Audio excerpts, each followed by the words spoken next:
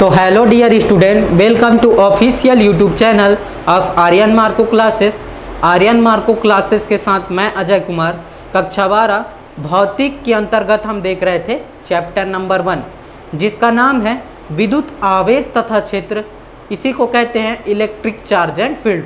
देखिए, chapter number 1 में हमने लेक्चर नंबर 1 से लेकर के लेक्चर नंबर 4 ये सारी चीज़ें देख चुके हैं। तो चलिए आज की क्लास में हम देखेंगे लेक्चर नंबर 5। देखिए, लेक्चर नंबर 5 स्टार्ट करने से पहले लेक्चर नंबर 4 की कुछ यादें आपको दिला दूं, प्रीवियस क्लास की कुछ यादें दिला दूं, जहां हमने देखा था, क्या देखा था, निरक्षीय स्थिति के बारे में। निरक्षीय स्थिति में विद्युत क्षेत्र की तीव्रता, जहां क्या था कि E = 1/4 pi epsilon not Q upon R cube. यहाँ पे जहाँ स्पेशल केस था, क्या था कि 2L अत्यंत छोटा है किससे, R से। ये एक स्पेशल केस था जहाँ निरक्षीय स्थिति में क्या देखे थे कि विद्युत क्षेत्र की तीव्रता क्या था कि 1/4 pi epsilon not Q upon R cube. तो चलिए आगे बढ़ते हैं। आज की लेक्चर में हम देखेंगे एक समान विद्युत क्षेत्र में द्विध्रुव पर बल आघूर्ण। एक समान विद्युत क्षेत्र में द्विध्रुव पर बल आघूर्ण, ये चीज़ें हम देखेंगे। तो चलिए सबसे पहले मैं चित्र की कल्पना करता हूँ। मान लीजिए यह एक समान विद्युत क्षेत्र है ना। यह क्या है, सपोज करिए कि यह एक समान विद्युत क्षेत्र है तथा इस पर थीटा कोण बनाते हुए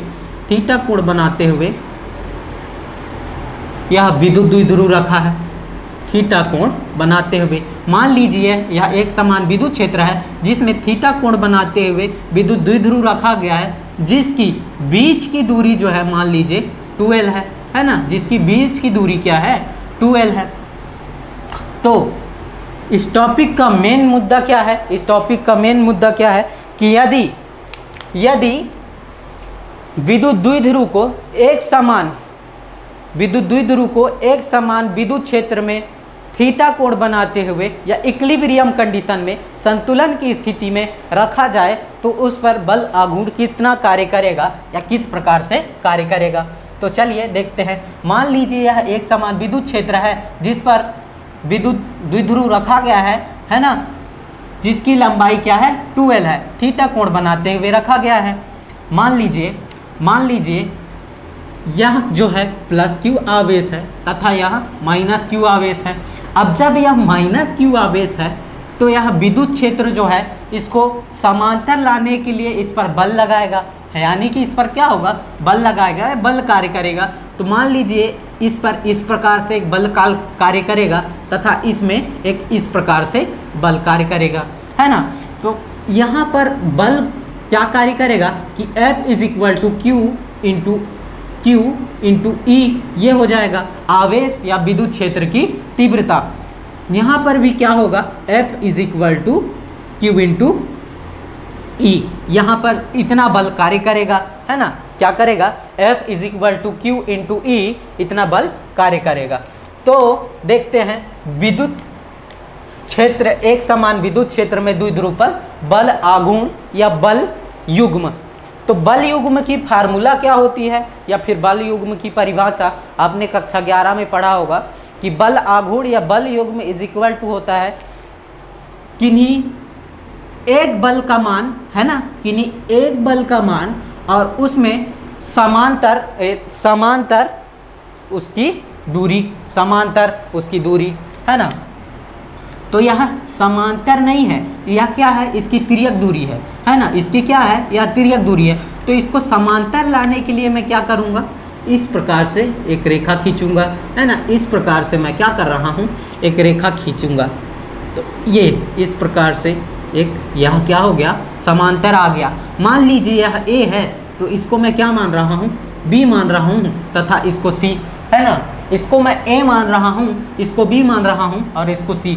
जब ये कोण थीटा है तो एकांतर कोण होने के कारण ये क्या होगा, थीटा होगा, क्योंकि यह क्या है, समांतर रेखा है। और जब यह कोण थीटा है तो एकांतर कोण यह क्या होगा, थीटा होगा।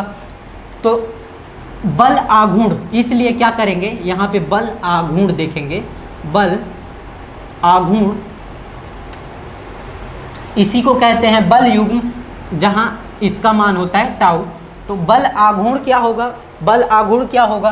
किसी इन दोनों में से कोई एक बल का मान और उनके लंबवत बीच की दूरी, है ना, उसके लंबवत नहीं समांतर, उसके समांतर बीच की दूरी। तो इसका जो है एक बल का मान क्या है? F, और इसका समांतर क्या हो गया?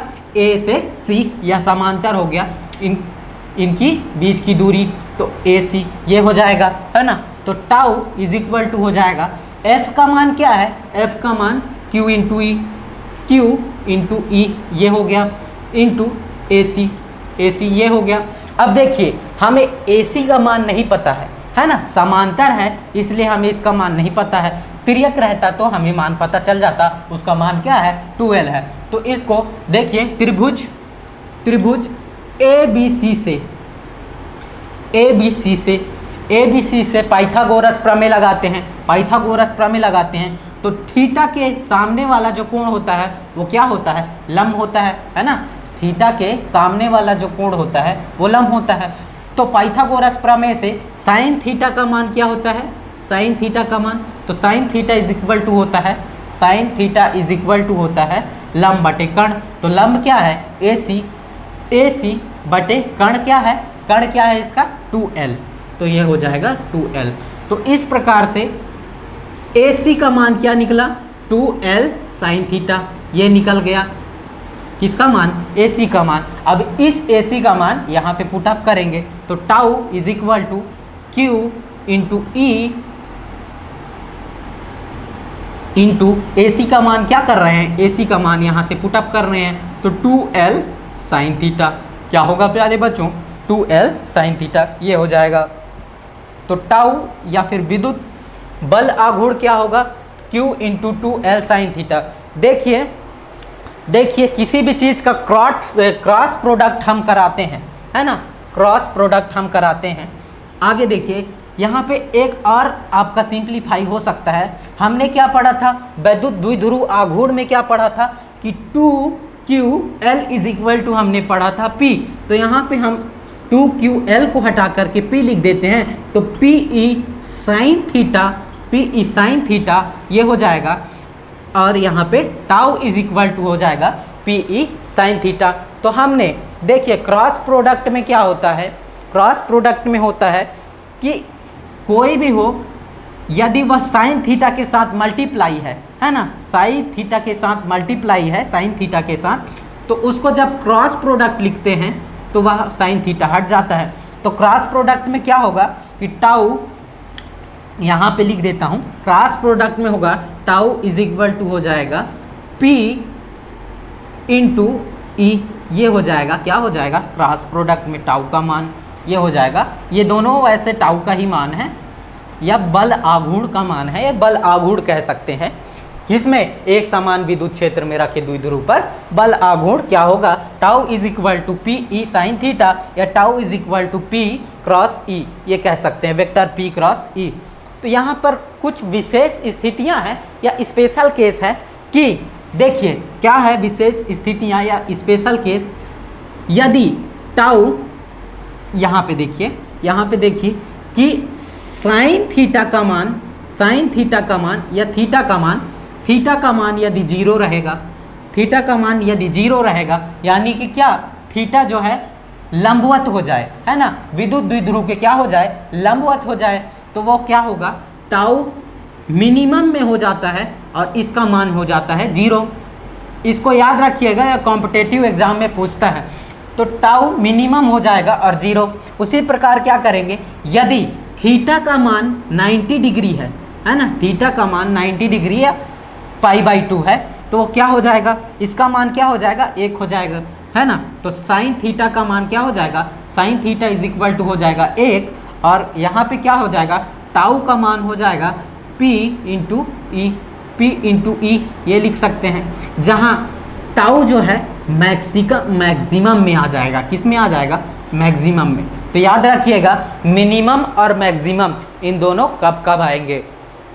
तो चलिए एक यह छोटा सा टॉपिक है, इसके और आगे बढ़ते हैं। हमने देखा किसमें, क्या देखा, एक समान विद्युत क्षेत्र में विद्युत द्विध्रुव पर, है ना, विद्युत द्विध्रुव पर बल युग्म या बल आघूर्ण। इसको जल्दी से स्क्रीनशॉट ले लीजिए, उसके बाद आगे पढ़ेंगे।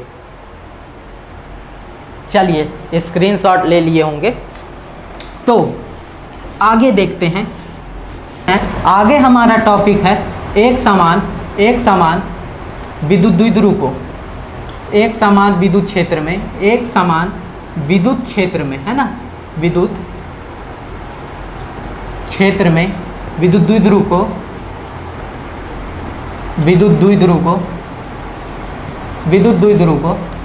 घुमाने में, है ना, घुमाने में किया गया कार्य, घुमाने में किया गया कार्य, ये हमारा आगे का टॉपिक है।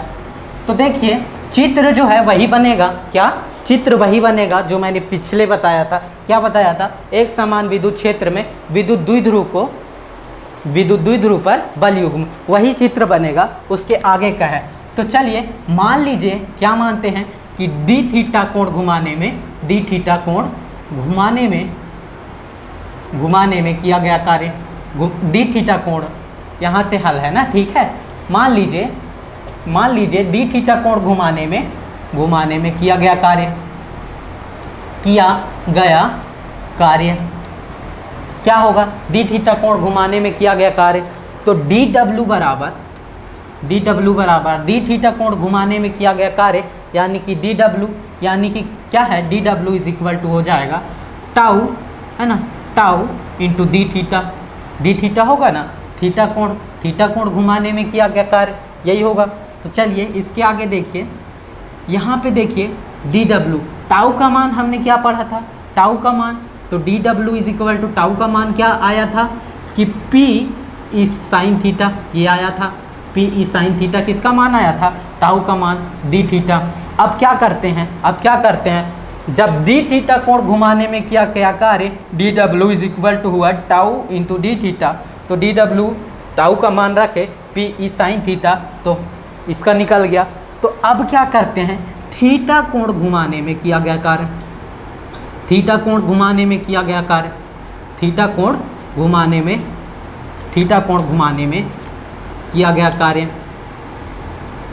किया गया कार्य, थीटा कोण घुमाने में किया गया कार्य, तो W, थीटा कोण घुमाने में किया गया कार्य, W इज इक्वल टू हो जाएगा, क्या हो जाएगा, W इज इक्वल टू हो जाएगा, ये हो जाएगा dW, इसका हो जाएगा। यानी कि क्या, ये जो छोटे छोटे हैं उसका, और समाकलन का मतलब होता है जुड़ाव या जोड़ना, तो इस छोटे छोटे कोण यानी कि डी थीटा कोण घुमाने में किया गया कार्य का समाकलन कर देंगे तो थीटा कोण घुमाने में किया गया कार्य का निकल जाएगा।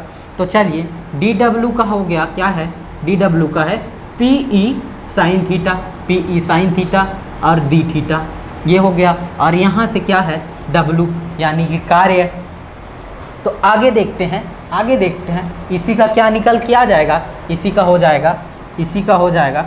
और यहाँ पे एक चीज़ और, थीटा कोण घुमाने में किया गया कार्य, यानी कहाँ से थीटा तक, 0 से थीटा तक, इसमें लिमिटेशन भी आ जाएगा, 0 टू थीटा, 0 टू क्या आ जाएगा, थीटा हो जाएगा, 0 टू थीटा, ये हो जाएगा। यानी कि 0 से थीटा कोण घुमाने में किया गया कार्य। तो यहाँ पे देखिए, यहाँ पे W इज इक्वल टू हो जाएगा, W इज इक्वल टू हो जाएगा। यहाँ से देखिए PE दोनों कांस्टेंट है, इसलिए इसको मैं क्या कर देता हूँ, बाहर कर देता हूँ। PE दोनों कांस्टेंट है तो बाहर निकल गया, 0 टू थीटा साइन थीटा। अब साइन थीटा का समाकलन करेंगे डी थीटा के सापेक्ष। तो देखिए साइन थीटा का क्या होता है, माइनस कॉस थीटा, तो माइनस कॉस थीटा हो जाएगा। तो माइनस को मैं बाहर निकाल देता हूँ, क्या कर रहा हूँ, माइनस को बाहर निकाल रहा हूँ। तो यहाँ पे क्या हो जाएगा, PE माइनस PE, और यहाँ पे कॉस थीटा हो जाएगा। माइनस को मैंने बाहर निकाल दिया तो कॉस थीटा हो जाएगा 0 टू थीटा हो जाएगा, 0 टू थीटा, ये हो जाएगा। अब चलिए यहाँ से देखते हैं, तो यहाँ से क्या हो जाएगा, W इज इक्वल टू, है ना, W इज इक्वल टू हो जाएगा। यहाँ से अब देखिए यहाँ से upper limit minus lower limit होगा। समाकलन के बारे में गणित वाले छात्र अच्छी तरह पढ़े होंगे, क्योंकि जैसे ही वो लोग 11वीं में 12वीं में है शायद मेरे हिसाब से, तो 12वीं में जैसे ही आते हैं वो समाकलन पढ़ना स्टार्ट कर देते हैं। तो समाकलन, या फिर समाकलन नहीं आता होगा तो मैं जनरल गणित के लिए मैं कुछ वीडियो बना दूंगा, उसको आप देख लीजिएगा। जनरल गणित जिसमें मैं त्रिकोणमिति, बीजगणित, सदिश, वेक्टर सदिश, ये सब चीज़ों के बारे में मैं बता दूंगा, ठीक है। तो W इज इक्वल टू हो जाएगा माइनस PE, यहाँ से upper limit minus lower limit करेंगे तो क्या होगा, cos theta minus cos zero.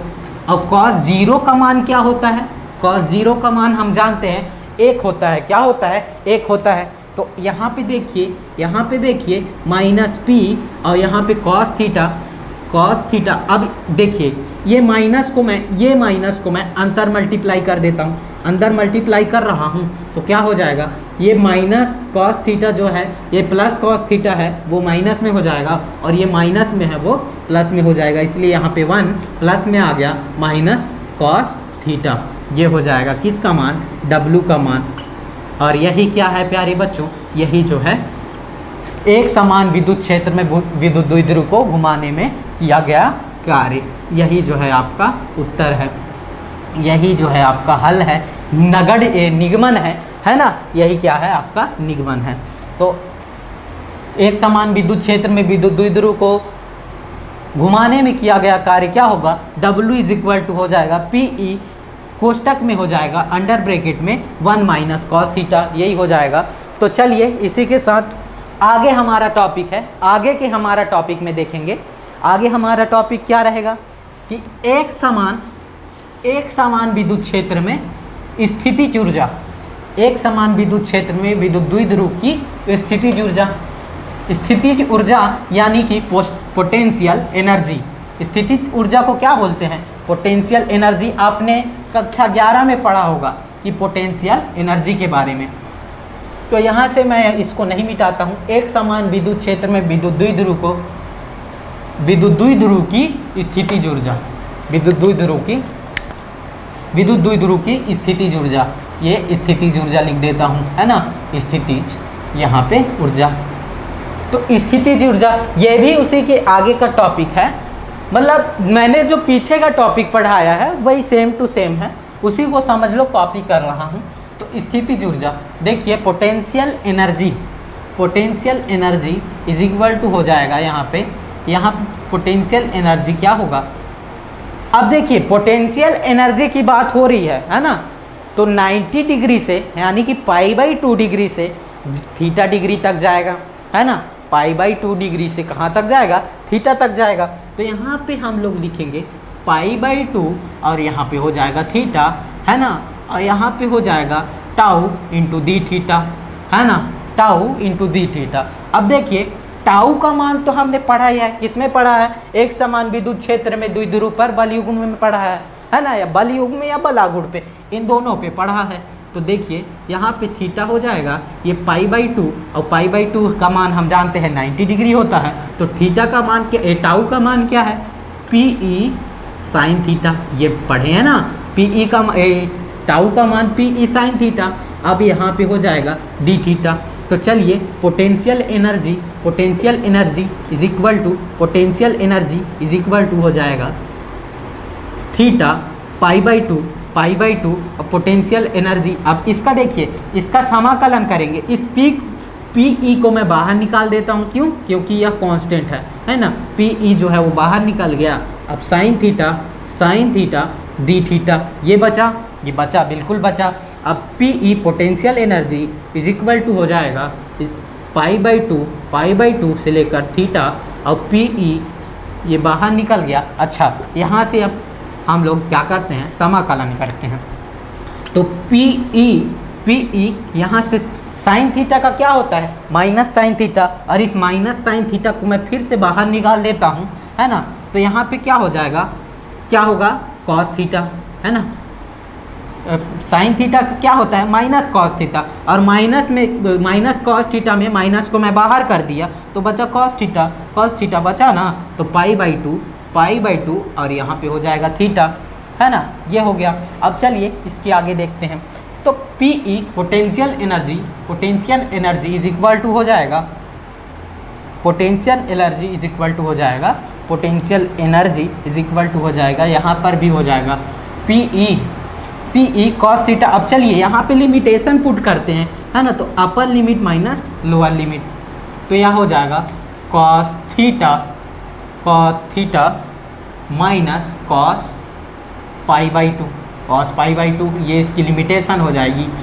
अब देखिए यहाँ से अपन क्या करते हैं, यहाँ पे माइनस है ना, गौर करिएगा, यहाँ पे क्या है, माइनस है, तो यहाँ पे भी माइनस आएगा ना, तो यहाँ पे माइनस है। तो Pe, अब देखिए इस माइनस को, है ना, इस माइनस को मैं हटा रहा हूँ और अंदर मल्टीप्लाई कर रहा हूँ, इस माइनस को मैं हटा रहा हूँ और अंदर मल्टीप्लाई कर रहा हूँ, तो Pe हो जाएगा Pe, और ये प्लस में हो जाएगा। और इसका मान हम जानते हैं, इसका मान क्या होता है, 0, है ना, इसका मान क्या होता है, 0। तो कॉस थीटा ये किस में हो जाएगा, ये प्लस में है तो माइनस में हो जाएगा। चलिए नहीं करता हूँ, नहीं हटाता हूँ, तो एक कॉस थीटा और pi by two, cos pi by two, cos 90 degree का मान होता है 0, तो potential energy is equal to क्या हो जाएगा, माइनस Pe कॉस थीटा। यही क्या है कि एक समान विद्युत क्षेत्र में विद्युत द्विध्रुव की स्थिति ऊर्जा, यही क्या है, एक समान विद्युत क्षेत्र में विद्युत द्विध्रुव की स्थिति ऊर्जा है। क्या है कि Pe is equal to potential energy is equal to हो जाएगा minus Pe cos theta under bracket में। तो इसी के साथ आज का हमारा लेक्चर समाप्त होता है। आगे के लेक्चर में मैं आपको एक चैप्टर नंबर 1 का जो है सेकेंड पार्ट में लेके जाऊंगा, जिसमें अपन क्या पढ़ेंगे,